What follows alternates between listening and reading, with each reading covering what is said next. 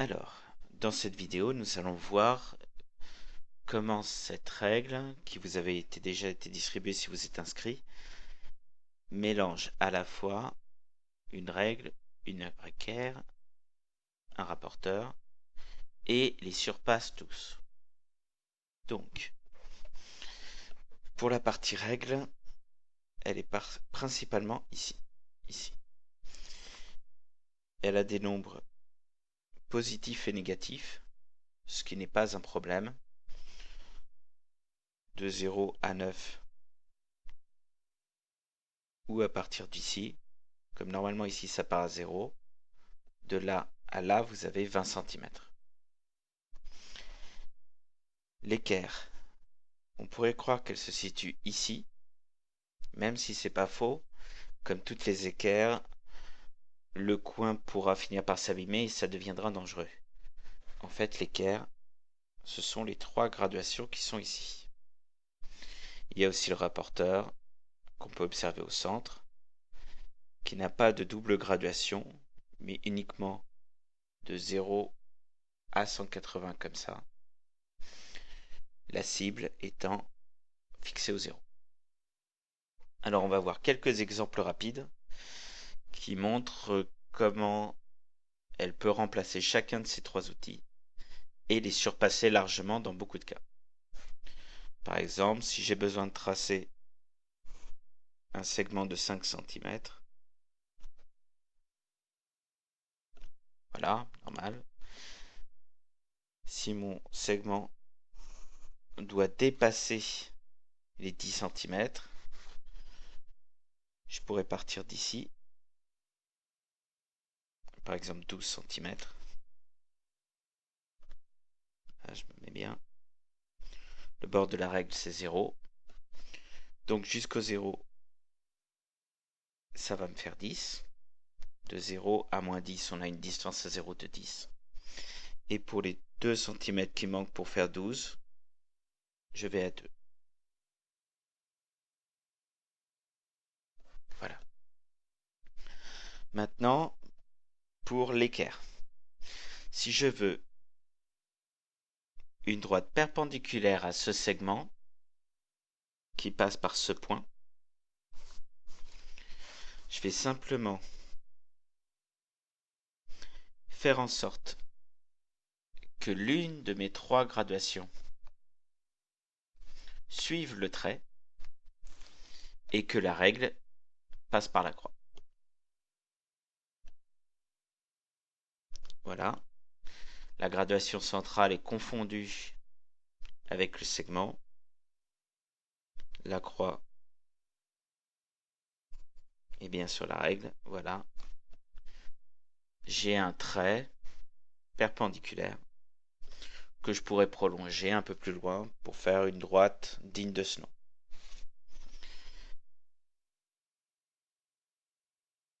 De la même façon, si je veux que la perpendiculaire passe par un point sur le trait, ça ne change rien. Je fais suivre ma graduation sur mon segment et ma règle doit passer par ma croix. Voilà, une deuxième perpendiculaire. On peut bien observer que quand je me place en rapporteur, ce que j'utiliserai tout à l'heure, l'angle est bien de 90 degrés. Alors justement, le rapporteur, on pourrait être embêté parce que la partie circulaire, il y a du plastique dessus. Donc je ne peux pas écrire ici. Ils ont supplanté, le rapporteur n'est pas seulement la partie circulaire, mais a été prolongé. Et toutes les encoches qui sont là, c'est-à-dire qui ne sont pas de la partie règle, sont un prolongement de chaque degré sur le rapporteur. Par exemple,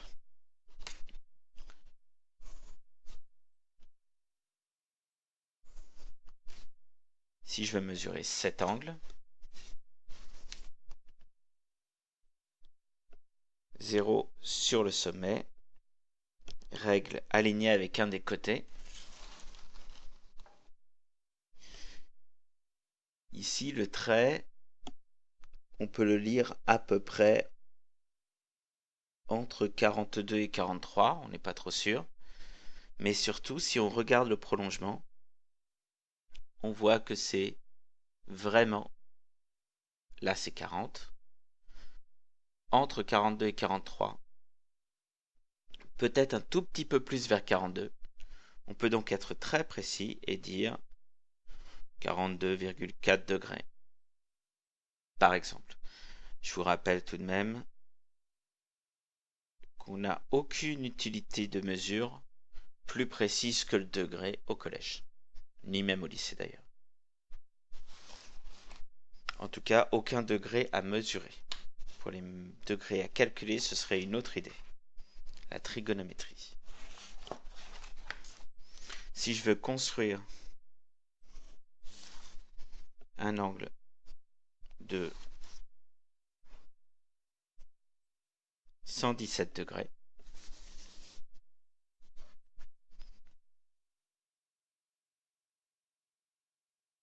là, je mets le 0 sur le côté, le futur côté, le 0 là où sera le sommet. Là, je n'ai pas trop bougé. Donc, 110 c'est ici, 120 c'est ici, 119, 118, 117. Je trace cette encoche.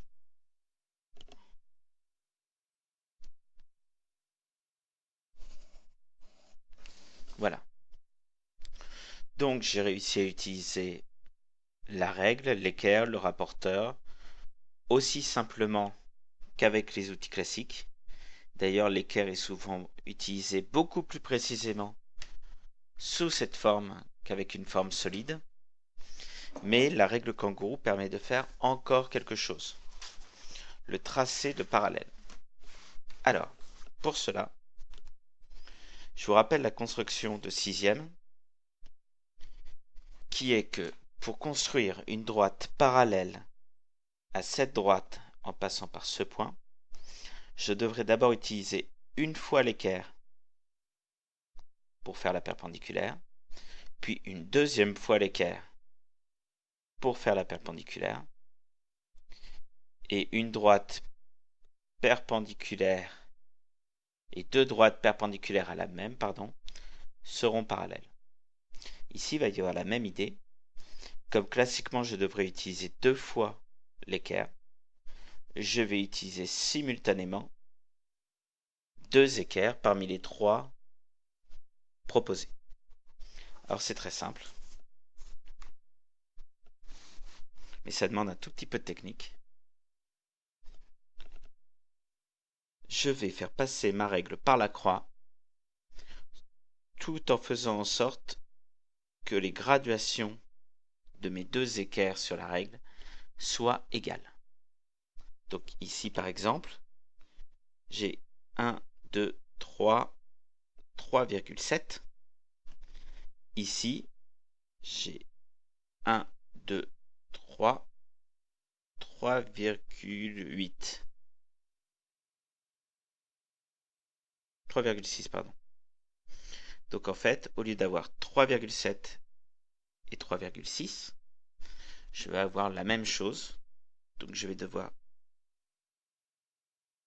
bouger un peu jusqu'à ce que les deux graduations soient identiques. Là, on est entre 3,6 et 3,7.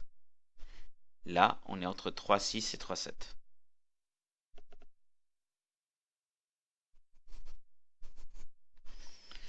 Voilà, ma droite est parallèle. Si je veux m'assurer d'être très précis, je vais essayer de l'autre côté. Je peux essayer d'égaliser les trois écarts en même temps. Alors là, mon trait est un peu court. Je vais le prolonger.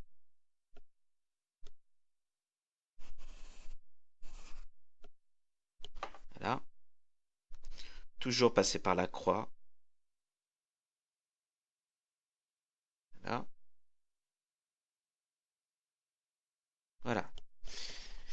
Ma règle passe par le point voulu. Je vais compter les graduations. Alors, je n'ai jamais compté l'espace, puisque de toute façon, c'est très rare qu'on ait à faire une droite parallèle aussi proche. Donc, on peut compter à partir de cette graduation-là. Donc ici, 1, 2, 3, 3,3. Ici, 1, 2, 3, 3,3.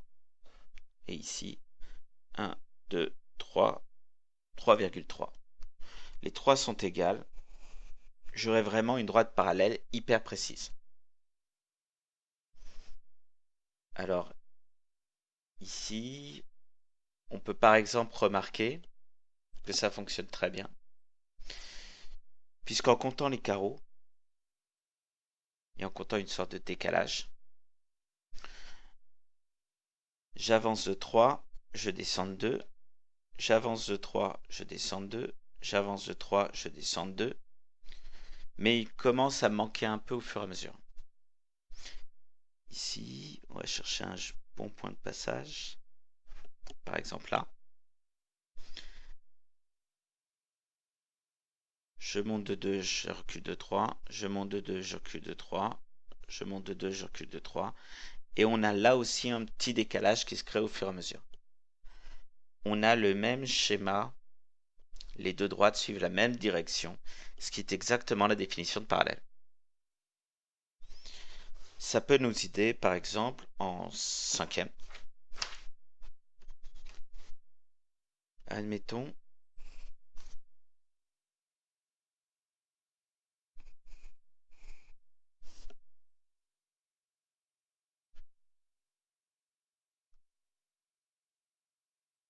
je veux trouver le point C pour que ABCD soit un parallélogramme.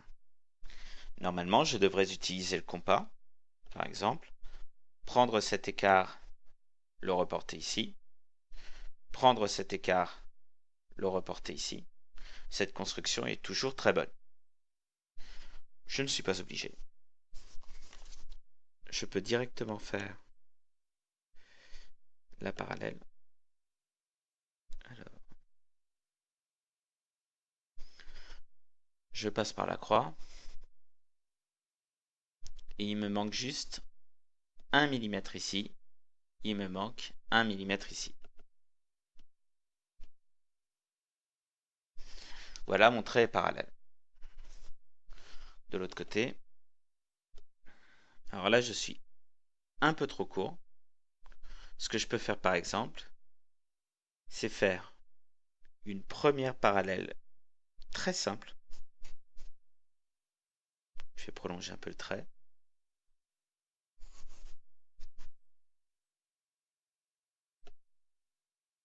Très simple, on va vraiment se mettre à de grandes graduations. Voilà, je me suis rapproché une première fois. Et maintenant, je suis suffisamment proche pour faire ma deuxième parallèle. J'ai encore de la chance puisque le trait passe par deux grandes graduations. La graduation de 1, 2, 3 cm et la graduation de 1, 2, 3 cm. Voilà, le point C est ici. Alors bien entendu, la construction au compas aurait été plus efficace. Mais c'est un exemple où la règle kangourou donne de résultats très satisfaisants, alors qu'une construction à la règle et à l'équerre pour faire des parallèles aurait été très compliquée. La règle kangourou vous offrira des possibilités quand vous irez encore un peu plus loin. Alors,